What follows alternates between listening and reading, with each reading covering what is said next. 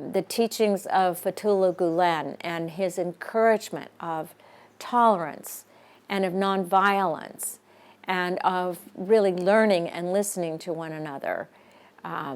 It's a very powerful teaching. For their goodness, appreciate those who have believing hearts.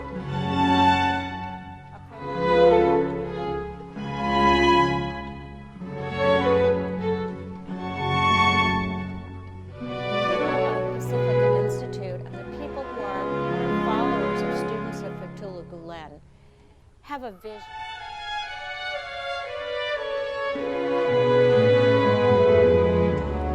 That's what I'm seeing with the way in which the people of Pacifica Institute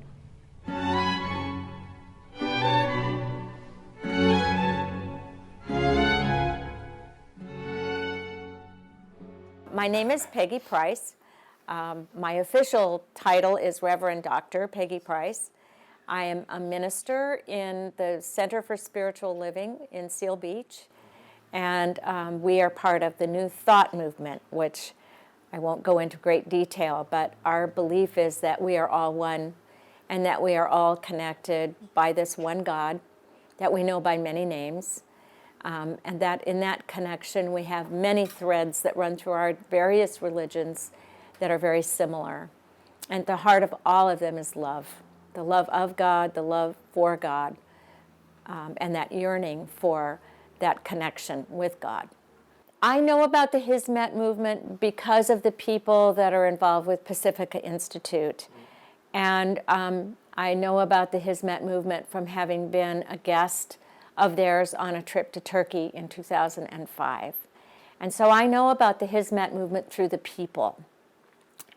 And what I have learned about the Hizmet movement through the people is that it is a movement that is dedicated to building bridges of understanding between people of different cultures and different religions.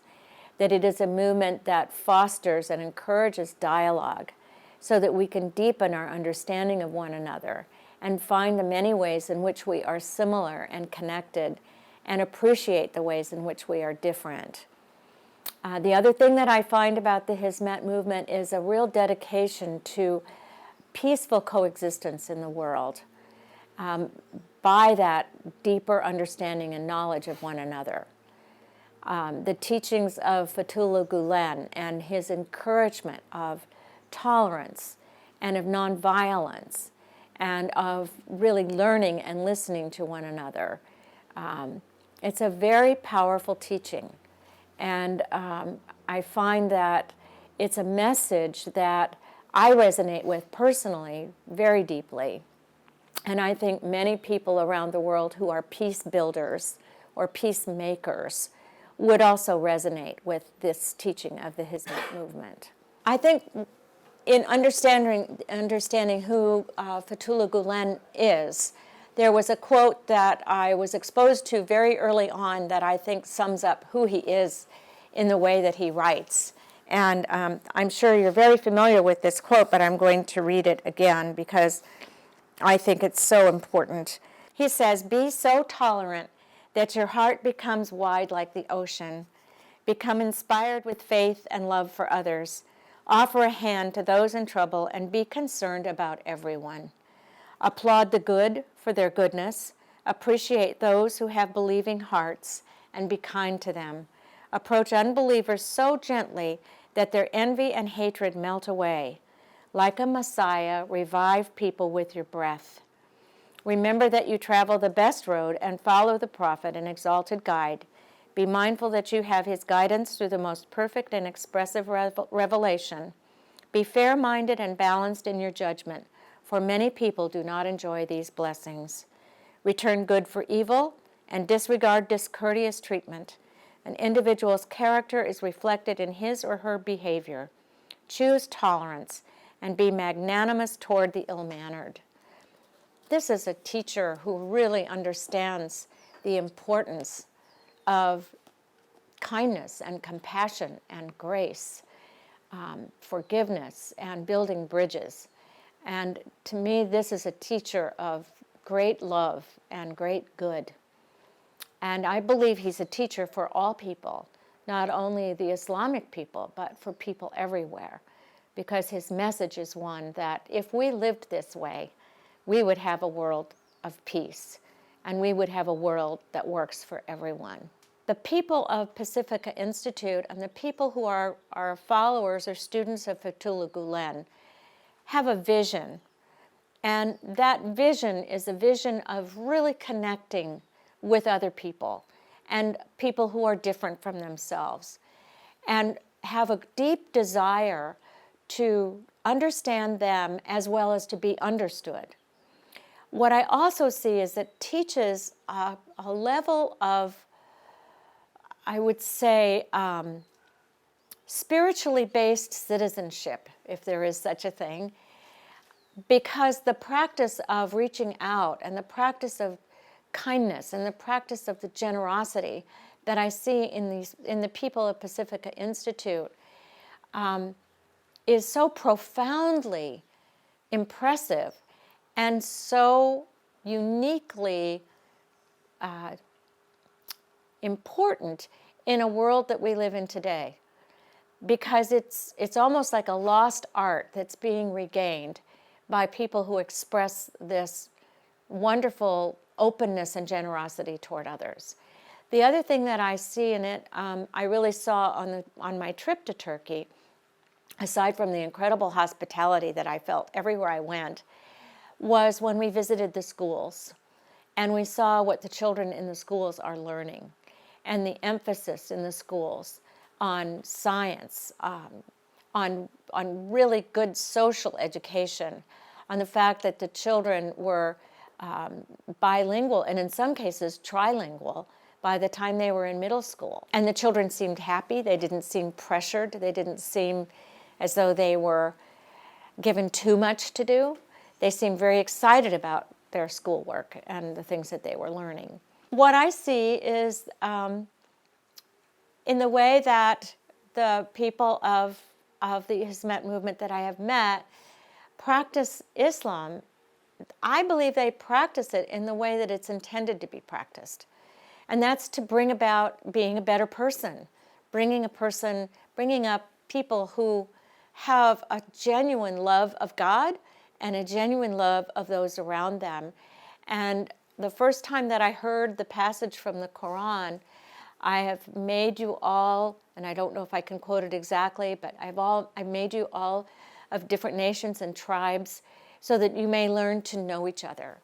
And I think that's what I've seen with the way in which the people of the Hizmet movement, the people of Pacifica Institute, go about sharing who they are with all of us. I think in general, whether it's the Hizmet movement or other Muslim people that I know, the Muslim people that I know are so unlike the portrayal of Islam through the uneducated, unenlightened media.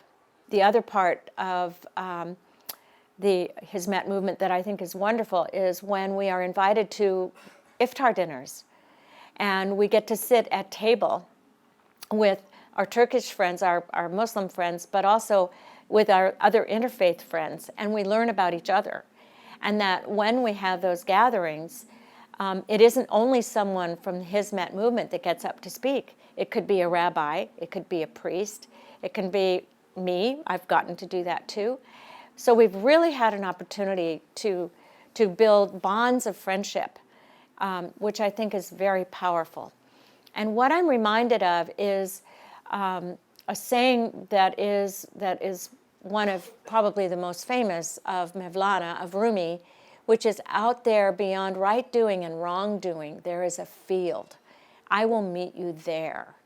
And I think the Hizmet movement is very effective at creating that field where we meet and where we are beyond dogma, we're beyond doctrine, we're beyond the differences in our various rituals or spiritual practices, but we get to the essence of who we are and we find that connection.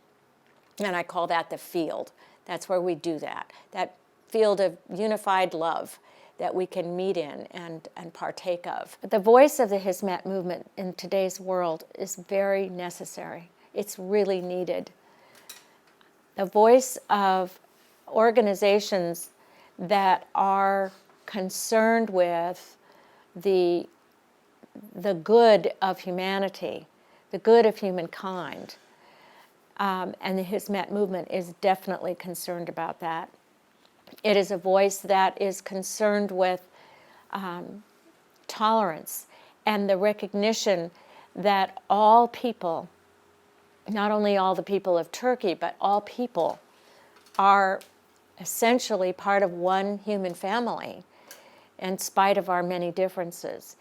And that concern in today's environment is essential. Those voices must be heard. We have many voices that are loud, strident, and angry, that are more focused on wealth, power, domination, if you will, which is indicative of a lack of concern for humanity itself.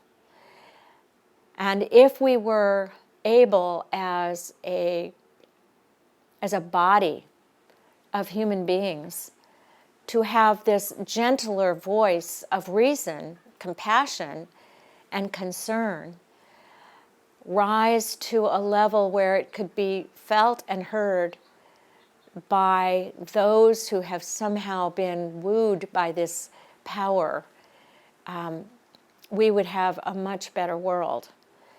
And our voices are needed.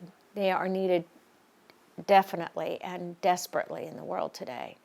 And the voice of the Hizmet movement, this beautiful story of being so tolerant. Regardless of what's going on around them, they have their methods and their ways, and they understand. You know, some of these people have been working in the movement 20, 30 years. Maybe they're not going to see what they want in their lifetime, and it's okay with them. From my own personal perspective and in my own experience, it's no exaggeration to say that Hoca Efendi is one of the great leaders of our time, especially one of the great spiritual and moral leaders of our time.